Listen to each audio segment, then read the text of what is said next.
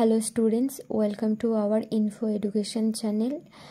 আজকের আমাদের আলোচনার বিষয় হলো সৈয়দ আলাওলের সিন্ধু তীরে কবিতার দ্বিতীয় পার্ট।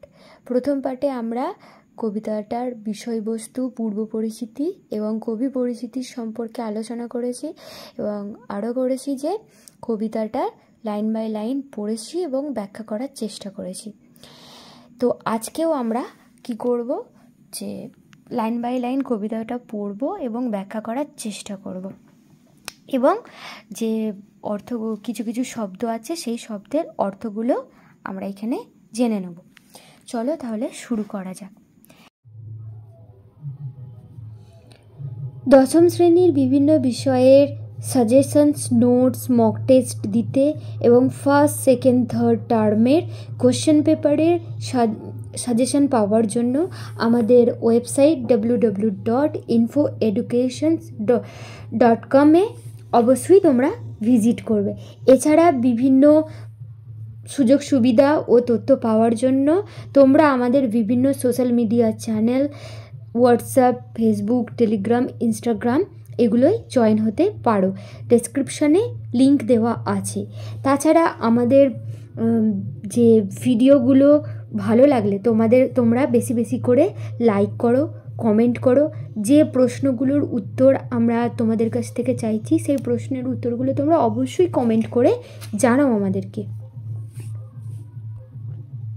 পিতৃপুরে ছিল নিশি, নানা সুখে খেলি হাসি, যদি হইল সময় প্রত্যুষ, সখীগণে করি সঙ্গে আসিতে উদ্যান রঙ্গে, সিন্ধু তীরে রহিছে মানযশ।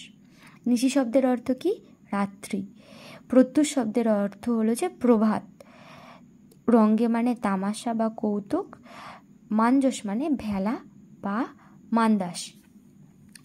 তো এখানে কি পিতৃপুরে ছিল নিশি, নানা সুখে হেসি খেলি। এখানে এখন কথা হচ্ছে কার কথা? যে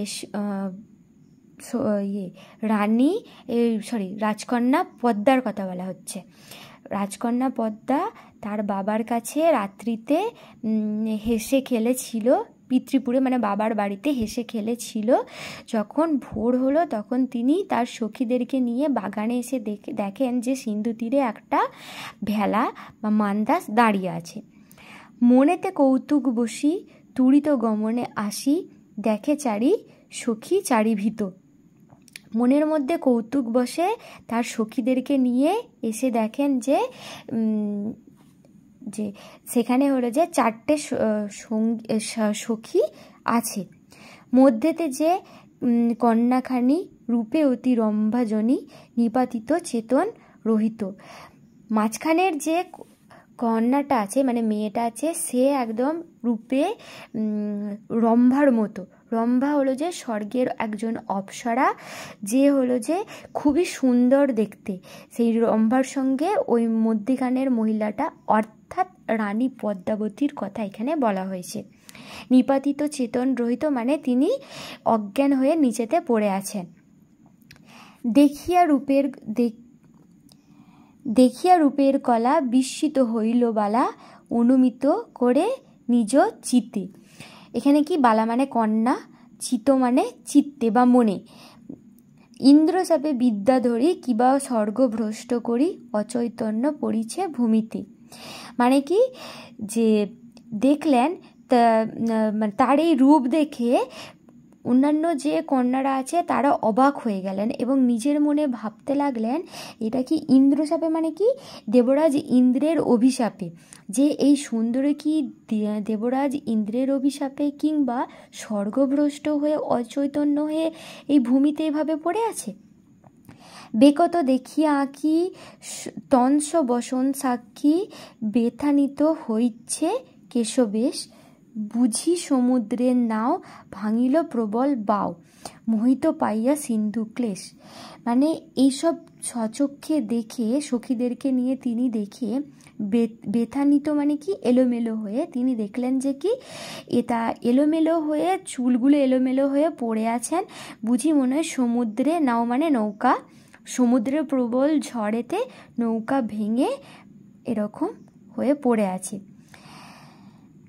চিত্রের পতলি সমা নিপতিত মনোরমা কিঞ্চিত আছয় মাত্র শ্বাস, অতি স্নেহভাবী মনে বলে পদ্মা ততক্ষণে, বিধি মোড়ে না করো নৈরাস। মানে কি, চিত্রের মানে পুতুলের মতো নিপতিত হয়ে মনোরমা, মানে এই সুন্দরী পুতুলের মতো নিচেই পড়ে আছে, কেবলমাত্র তার কি শ্বাস প্রশ্বাস চলছে। তার পদ্মার মনে, রাজকন্যা পদ্মার মনে স্নেহের ভাব উদয় হয়ে তিনি এখানে বলছেন যে নিরঞ্জন, তিনি কি বলছেন, তিনি বলছেন যে বিধি আমাকে নিরাশ করো না, পিতার পুণ্যের ফলে মোহর ভাগ্যের বলে বাহুরক কন্যার জীবন, চিকুৎসিমু প্রাণপণ কৃপা করো নিরঞ্জন, দুঃখিনীরে করিয়া স্মরণ। মানে পিতার পুণ্যের ফলে কি হয়েছে যে, আর নিজের ভাগ্যের বলে এই কন্যা বেঁচে আছে, তার চিকিৎসা করে প্রাণ ফেরাবার, নিরঞ্জন বলে এখানে শিবকে তিনি স্মরণ করে বলছেন যে এই দুঃখিনীকে সাহায্য করো শিব, তার চিকিৎসা করে প্রাণ ফিরিয়ে দেওয়ার জন্য। সখী সবে আজ্ঞা দিল, উদ্যানের মাঝে নিল, পঞ্চজনে বসনে ঢাকিয়া, অগ্নি জালি ছেকে গাও, কেহ শিরে কেহ পাও, তন্ত্রে মন্ত্রে মৌষধে দিয়া। তিনি কি করলেন, রাজকন্যা পদ্মা তার সখীদেরকে আজ্ঞা দিলেন যে সেই 5 জন কন্যাকে উদ্যান বাগানের মাঝখানে নিয়ে আসার এবং আগুন জেলে গা হাত পা সব কিছু সেঁক দেবার এবং তন্ত্র মন্ত্রে ঔষধে তাদের সেবা করার। দণ্ডচারী এই মতে বহু যত্নে চিকুৎসিতে পঞ্চকন্যা পাইল চেতন, শ্রীযুক্ত মাগন গুণী মোহন্ত আরতি শুনি, হীন আলাওল সুরচন। মানে 4 ঘন্টা এরকম করার পর তাদের কি হলো, জ্ঞান ফিরে এলো। এই 5 কন্যা তারা জ্ঞান ফিরে পেল। লাস্টে কি বলছেন আলাওল, শ্রীযুক্ত মাগন গুণীর নির্দেশে তিনি এই হীন আলাওল সুরচন আলাওল তার এই কাব্যটা সুরচিত করেছেন। এই ভিডিওটা তোমাদের ভালো লেগে থাকলে লাইক করবে, বন্ধুদের সাথে শেয়ার করবে এবং চ্যানেলে নতুন হয়ে থাকলে অবশ্যই সাবস্ক্রাইব করতে ভুলবে না।